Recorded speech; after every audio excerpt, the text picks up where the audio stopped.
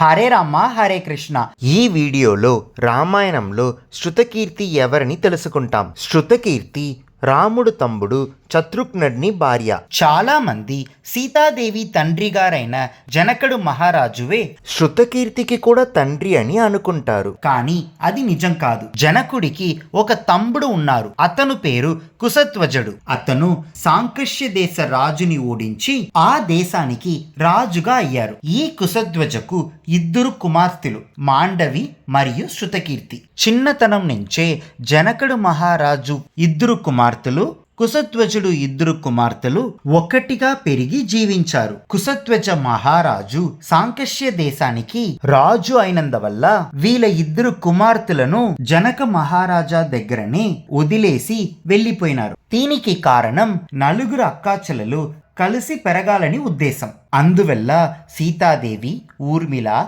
మాండవి, శృతకీర్తి అందరూ కలిసి మిథిలాలో పెరిగారు. దానికి అనుగుణంగా సీత రాముడిని, ఊర్మిళ లక్ష్మణుడిని, మాండవి భరతుడిని, శృతకీర్తి శత్రుఘ్నుడిని వివాహం చేసుకున్నారు. జనకుడు ఆధ్యాత్మిక కథలో ఎంతో ఆసక్తి కలిగిన వారు. ఆ నలుగురు కుమార్తెలు కూడా ఆధ్యాత్మిక భావనలోనే పెరిగారు. అందువల్ల వారు తపస్సు జీవితం గడిపారు. శత్రుఘ్నుడు భరతుడితో కలిసి రాముడి పాదుకలతో రాజ్యం పాలుస్తున్నప్పుడు శృతకీర్తి కూడా ఎలాంటి వ్యతిరేకత లేకుండా త్యాగ జీవితం గడిపింది. అలాంటి గొప్ప శృతకీర్తికి మన ఈసీజీ కార్డ్స్లో పాజిటివ్ సింబల్ ఇచ్చినాము. ఇంకా శృతకీర్తి గురించి ఎక్కువ తెలుసుకోవాలంటే ఈ వీడియో డిస్క్రిప్షన్లో ఉండే లింక్ని తప్పకుండా చూడండి. హరే రామ హరే కృష్ణ.